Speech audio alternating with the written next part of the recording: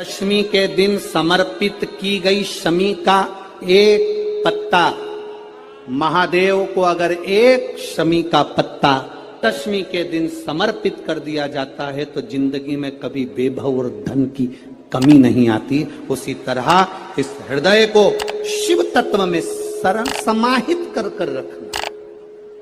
शमी का पत्र है, एक पत्ते में 14 करोड़ सोने की मुद्रा का फल होता है। उस दशमी के दिन जो एक शमी का पत्र भूलवश भी महादेव को समर्पित कर दे, उसकी जिंदगी में कभी संपदा की कमी ना आए। एक शमी का पत्र, एक शमी का पत्ता 14 करोड़ सोने की मुद्रा से प्रबल हो जाता है। शमी के वृक्ष के नीचे, बेलपत्री के वृक्ष के नीचे अगर भूल से भी बच्चा, बूढ़ा, कोई व्यक्ति एक पार्थिव शिवलिंग का निर्माण कर लेता है, भूलवश भी उस पे जल समर्पित कर देता है, भूलवश भी उसके भाव से पुष्प या शमी पत्र या बेलपत्र भी चढ़ा देता है, तो वो इस संसार में कहीं ना कहीं सुख भोगता ही है, उसके जीवन में दुख। प्रयास करा करो, अगर घर में संपदा लक्ष्मी नहीं आ रही हो, व्यापार व्यवसाय नहीं चल रहा हो, नौकरी सर्विस नहीं मिल रही हो, बहुत तकलीफ हो, 7 बेलपत्री केसर को घिसकर चंदन बनाकर बेलपत्री पर बीच वाली पत्ती पर ओम लिखना है। दोनों पत्तियों पर भी एक आद्यशक्ति जगदम्बा के नाम की केसर की बिंदी लगाना है, दूसरे में श्री गणेश रिद्धि सिद्धि के नाम की बिंदी लगाना है। शिव जी पर समर्पित करते जाना, शंकर को चढ़ाते जाना। जल के पात्र में थोड़ा सा शहद, गंगा जल उसमें डालकर, पात्र में जल लेकर उसमें थोड़ा सा शहद, गंगा जल डालकर भगवान शंकर को कुंदकेश्वर महादेव के नाम से, कौन से महादेव? कुंदकेश्वर। कहते हैं बहुत बांधाओं में जब व्यक्ति पड़ जाता है, बहुत बांधाओं में जब व्यक्ति चला जाता है, कुछ ना कुछ समस्याओं में जब व्यक्ति फंसा रहता है, पड़ा रहता है, तो कुंदकेश्वर महादेव का स्मरण करना चाहिए। दूध, कच्चा दूध केवल शिवलिंग पे चढ़ाना चाहिए या पूरे शिव परिवार पे चढ़ाना चाहिए? प्रश्न अच्छा है। और शिव महापुराण की कथा, रुद्राक्ष उत्सव चल रहा है, तो आप उसको समझें। दूध केवल शिवलिंग पे चढ़ाना चाहिए या जो शिवलिंग के आसपास में सभी परिवार विराजमान होता है उस पे भी चढ़ाना चाहिए? अगर लिंग पुराण आप उठाकर देखेंगे तो लिंग पुराण में एक बड़ा सुंदर संवाद आता है जिसमें जो वर्णन किया गया है कि उसमें लिंग पुराण के अंतर्गत एक पीले शिवलिंग का वर्णन आता है कि पीला जो शिवलिंग होता है उस शिवलिंग का भाव कितना सुंदर बताया गया है। उसमें व्याख्यान वर्णन में आप अगर पढ़ेंगे, देखेंगे लिंग पुराण के अंतर्गत, तो उसमें आता है कि दूध जब आप देव अधिदेव महादेव के शिवलिंग पर समर्पित करते हो तो शिव महापुराण की कथा कहती है, लिंग पुराण कथा कहती है, नर्मदा पुराण, स्कंद पुराण, पद्म पुराण, अग्नि पुराण, सारी पुराणे वर्णन करती है, वराह पुराण, ब्रह्मवेत्ता पुराण, ये जितनी पुराणे सब वर्णन करती है कि जब शिवलिंग पर हम दूध चढ़ाते हैं तो केवल शंकर भगवान के शिवलिंग पर दूध चढ़ा देने से संपूर्ण परिवार पर दूध चढ़ जाता है। अलग से हमें कहीं चढ़ाने की जरूरत नहीं, अलग से हमें कहीं दूध ले जाकर चढ़ाने की जरूरत नहीं कि हमें गणेश जी को अलग से चढ़ाना पड़ेगा, देवी जी को अलग से चढ़ाना पड़ेगा, कार्तिकेय जी को अलग से चढ़ाना पड़ेगा या नंदी को अलग से चढ़ाना पड़ेगा। आपको ज्ञात होना चाहिए कि शंकर भगवान पर चढ़ाया गया थोड़ा सा भी दूध, जल जो हम भगवान शिव को समर्पित कर रहे हैं वो केवल शिव के लिए नहीं रहता, केवल भगवान शंकर के लिए नहीं है, वो स्वयं 33 कोटि देवताओं को समर्पित हो जाता है। स्वयं 33 कोटि देवताओं को। एक लोटा पानी बेलपत्री आप शिवलिंग पर पहले चढ़ा रहे हैं, उसके बाद जल चढ़ा रहे हैं। दूसरा, जल चढ़ाने के बाद बेलपत्र चढ़ा रहे हैं। ये दो अलग अलग क्रम है शंकर भगवान की पूजन के। आप समझ लीजिएगा जरा, ये प्रसंग कभी नहीं आया, आज आया है तो उसको समझ लीजिए।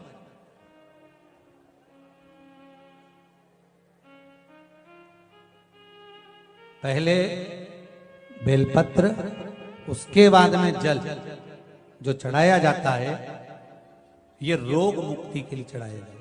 आप शिव मंदिर में जाकर दर्शन करेंगे तो दो चीजें अपने को दर्शन करने को मिलेगी। एक, भक्त आता है शंकर जी के मंदिर में, लोग भाव से पहुंचते हैं तो पहले वो क्या करते हैं, पहले बेलपत्री चढ़ा देते हैं, फिर जल चढ़ा देते हैं। और एक भक्त जो शिव मंदिर में पहुंचता है, पहले जल चढ़ाता है, फिर बेलपत्र चढ़ाता है। दोनों का अलग अलग क्रम है, दोनों का अलग अलग भाव वर्णन किया। पहला, अगर बेलपत्र चढ़ाया है और उसके बाद अगर शंकर भगवान पे जल चढ़ा रहे हो तो ये रोग मुक्ति के लिए होता है। जैसे बड़े रोग किसी को हो जाए, रोग किसी को घेर ले, तो वो बेलपत्री चढ़ाने के बाद फिर जल चढ़ाएगा तो उसको रोग थम जाएगा और फिर वो रोग आगे नहीं बढ़ेगा, आगे नहीं बढ़ेगा। रोगों को थामने के लिए बेलपत्री पहले, फिर जल। कुछ कार्य के लिए आप, सिद्धता के लिए आप, अच्छे कार्य के लिए आप, मन की प्रसन्नता के लिए, आनंदता के लिए आप शिव आराधना कर रहे हो, आप शंकर की आराधना कर रहे हो, तो आप जल चढ़ाकर फिर बेलपत्री चढ़ाए, उसका लाभ आनंद में। आपने जल चढ़ाया, उसके बाद बेलपत्र चढ़ाया। बस एक बात का स्मरण आपको होना चाहिए शिव महापुराण का, कि जब भी आप भगवान शंकर को बेलपत्र चढ़ाते हैं, बेलपत्र समर्पित करते हैं, बेलपत्र समर्पित करते समय प्रयास करा करें कि ये बेलपत्र को जब भी आप समर्पित करें, प्रयास करें कि बीच की जो पत्ती होती है बेलपत्र की, मध्य की जो पत्ती होती है, उसको अंगुष्ठ से पकड़ा जाए। उसके बाद में आप फिर बेलपत्री को शिव पर समर्पित करें, प्रयास करिए। बेलपत्र जो हम भगवान शंकर को समर्पित करते हैं, उसका मध्य जो भाग होता है, बेलपत्री का जो 3 देवताओं का मध्य जो भाग होता है, उसको पकड़कर बेलपत्री को शिव को समर्पित।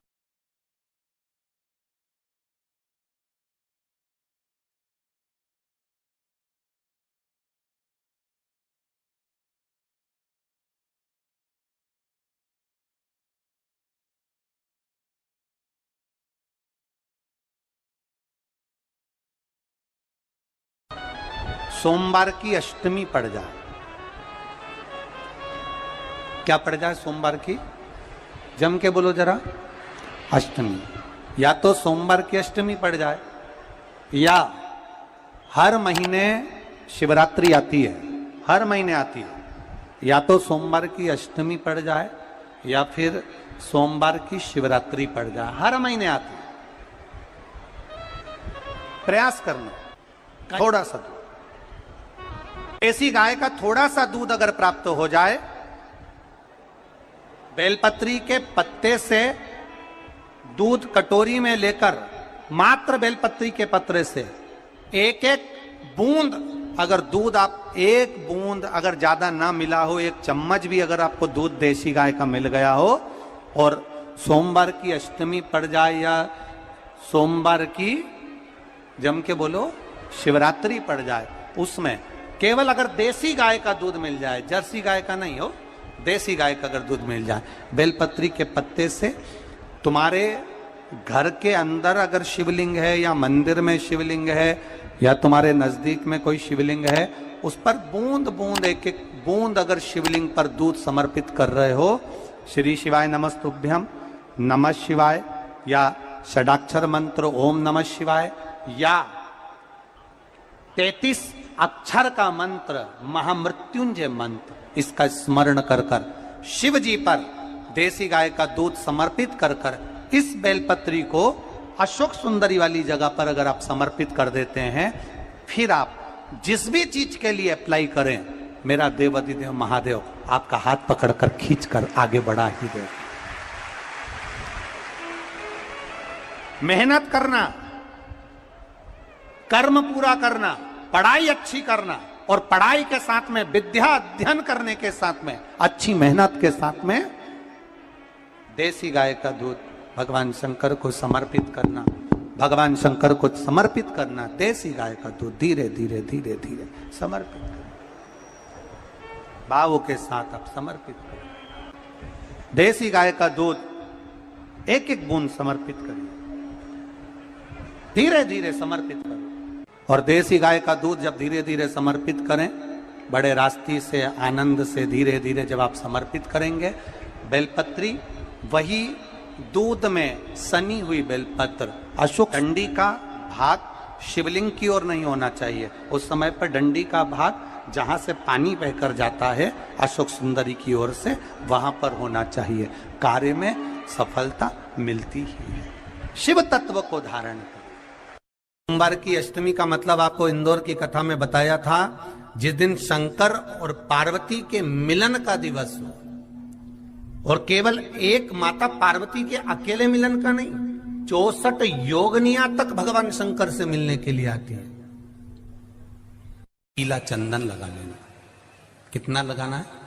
बीच वाला जो पत्ता है उस पर पीला चंदन। जब आपको लगे कि मेरा जीवन बहुत कष्टमय है, अब ये रोग, अब ये कष्ट दूर ही नहीं हो रहा, अब ये आए दिन तकलीफ पर तकलीफ बढ़ती जा रही है, आए दिन रोग बीमारी, पैसा घर में बच नहीं रहा, बहुत कष्टमय जीवन है, इसमें लगाओ पीला चंदन बेलपत्री की बीज पत्ती पर।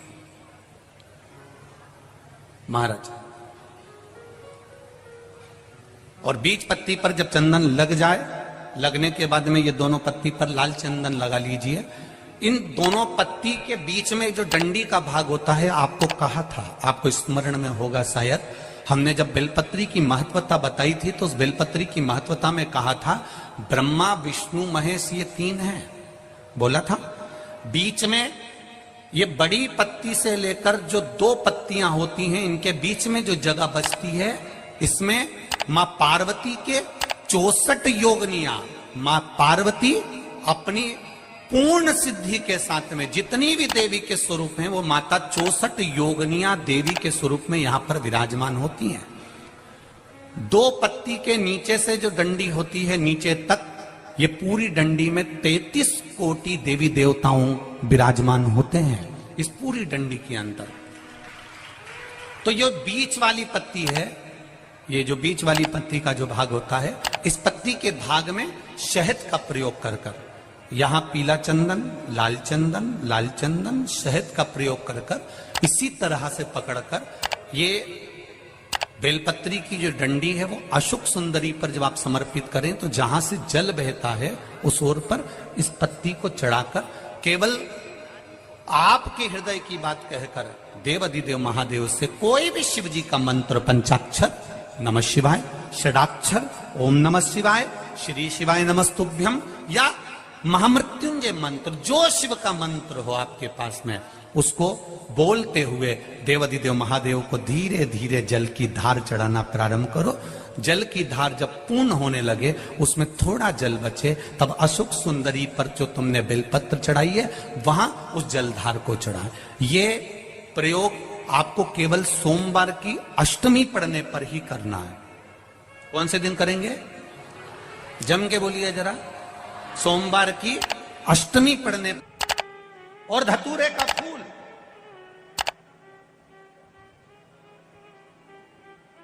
कांटे वाला धतूरा, और उसमें लगने वाला एक पुष्प। आस्था चैनल पर आप लोग देख रहे होंगे धतूरे के फूल का दर्शन।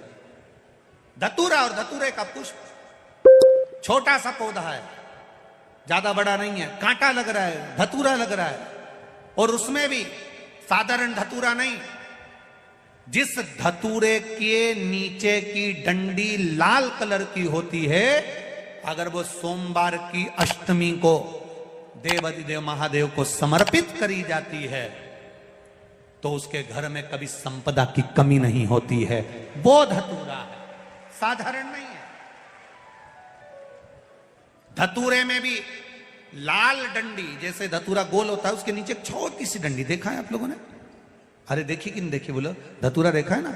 धतूरे के अंदर एक नीचे छोटी सी डंडी होती है, जब तोड़ोगे तो वो डंडी का कलर अगर लाल है वो डंडी का कलर अगर लाल है, और कभी हम तो कहेंगे जैसे बड़ी बीमारी जिसको हो जाती है, लीवर, किडनी, कैंसर आदि आदि बड़ी बीमारियों से जो जूझ रहा होता है, प्रयास करो, प्रयास महामृत्युंजय का जाप कर कर, महामृत्युंजय का स्मरण कर कर, एक लाल डंडी का धतूरा प्रयास करना, एक धतूरा मिल जाए या 5 धतूरे मिल जाए किसी भी एकांतेश्वर महादेव पर, जो शिव मंदिर एकांत में हो, जहां कोई जाता आता नहीं हो।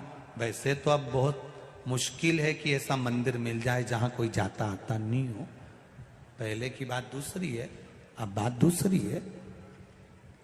फिर भी कहीं आप रोड पे से निकल रहे हो, एकांतेश्वर महादेव अगर आपका दिख जाए, बहुत बीमारियों से ग्रसित हो, तो भी महामृत्युंजय जाप का स्मरण कर कर या किसी विद्वत ब्राह्मण जन से महामृत्युंजय मंत्र का जाप कराकर, या भगवान शिव के मंत्र का जाप स्वयं कर कर, वो भी ना बने तो पंचाक्षर मंत्र नमः शिवाय, षडाक्षर मंत्र ओम नमः शिवाय, या श्री शिवाय नमस्तुभ्यम जप कर वो लाल डंडी का धतूरा 5 एकांतेश्वर महादेव को आप समर्पित कर सकते हो। रोग थम जाएगा, जो दवाई खाओगे वो शरीर को लगना प्रारंभ हो जाएगी और आप स्वस्थ में होने वाली थी सावन की पहली, और मालूम पड़ा कि वो कथा छत्तीसगढ़ की पवित्र धरा पर है। अर्थात भजन का बल, भक्ति का बल, स्मरण, ये सब खींच कर लाते हैं। चुंबक देखिए आप लोगों ने, वो चुंबक को गंगा में रस्सी बांधकर गोताखोर डालते हैं और उसमें चिपकने वाला जो भी सामान होता है वो चिपक जाता है। लकड़ी नहीं चिपकती, कपड़ा नहीं चिपकता, प्लास्टिक नहीं चिपकता। वो चुंबक में जो चुंबकीय तत्व होते हैं वही चिपकते हैं।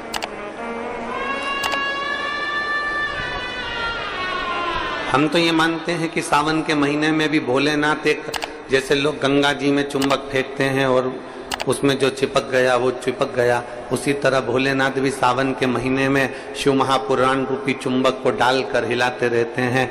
किसके भाग्य में है और कितने लोग चिपक सकते हैं ये उसी को मालूम है।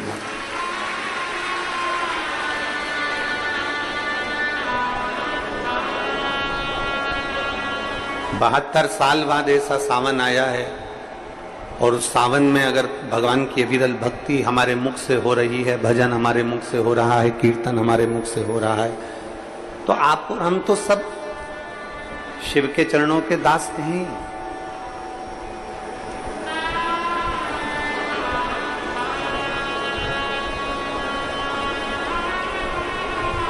कहते हैं, शिव महापुराण की कथा कहती है, नौकरी ऐसी होना चाहिए, सर्विस ऐसी होना चाहिए जहां जाने का मन करे।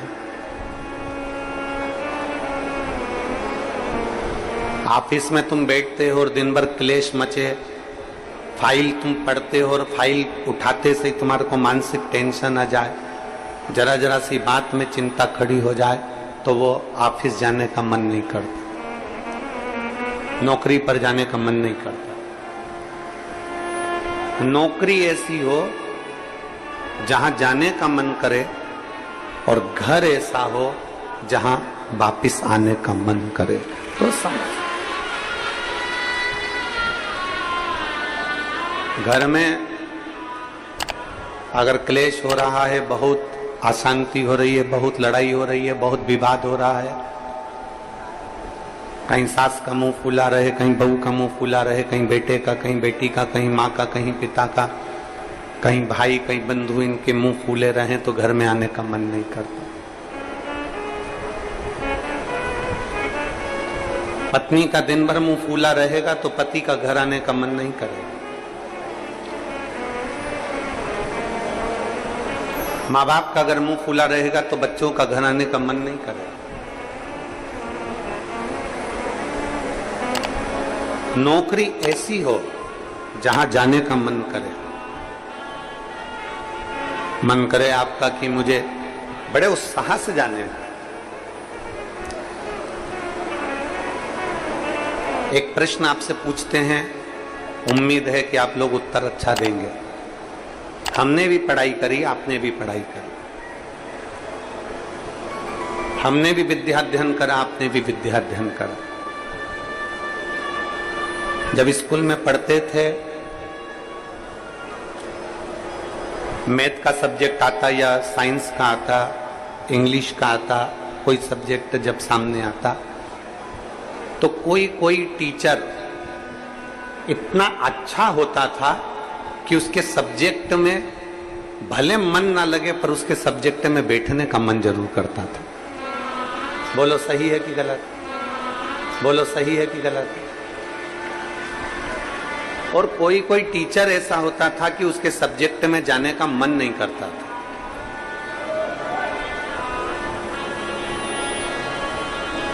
उनके सब्जेक्ट में जाने का मन नहीं करता। कोई टीचर इतना अच्छा, बहुत प्रेम से, बहुत स्नेह से, बहुत लाड़ प्यार से पढ़ाता है,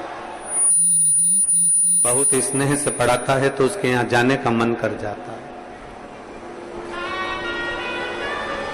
और कोई कोई टीचर ऐसा होता है कि वो पढ़ाता है पर उसके अंदर इतना क्रोध, इतना गुस्सा है, कहीं मारना, कहीं ठोकना, कहीं अपशब्द कहना, कहीं कुछ कहना, तो मन ही नहीं करता कि उस टीचर के पास में जाकर बैठा। पढ़ना है आपको, सारे सब्जेक्ट पढ़ना है आपको, और प्रत्येक सब्जेक्ट को आपको तैयार करना है, प्रत्येक सब्जेक्ट आपको पढ़ना है, पर आप उस टीचर के सब्जेक्ट में नहीं जाओगे।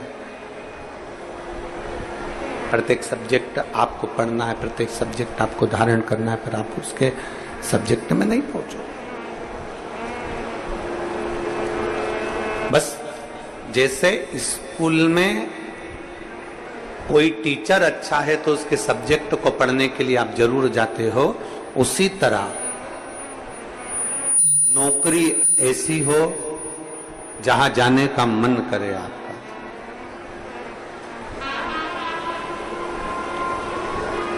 नौकरी ऐसी होना चाहिए जहां तुम्हारा जाने का मन करे, जहां तुम्हारा बार बार मन करे, 5 भी बज जाए ना तो भी मन करे कि थोड़ा आधे घंटे और काम कर लो, 1 घंटे और काम कर लो,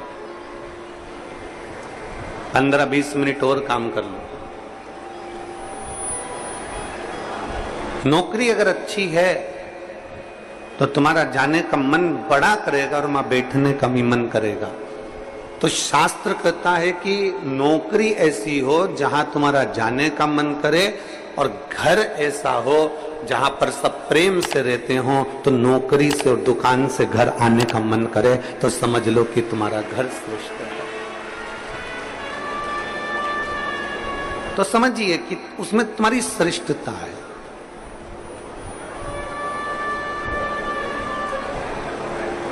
जरा जरा सी बात में अगर क्लेश हो रहा है, जरा जरा सी बात में अपशब्द बोले जा रहे हैं, तो वो श्रेष्ठता नहीं है।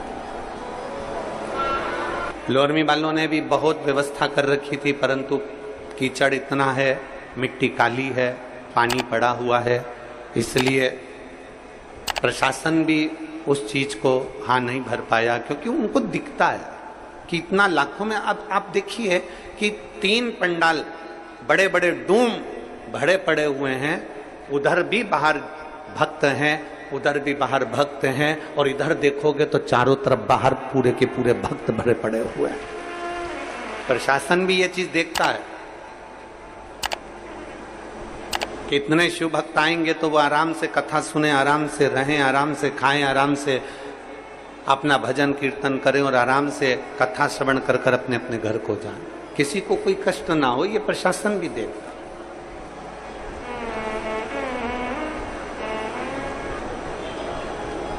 21,600 श्वास में से 21,600 श्वास जो चल रही है, उसमें से जितनी श्वास हम परमात्मा को दे सकते हैं उतना दीजिए।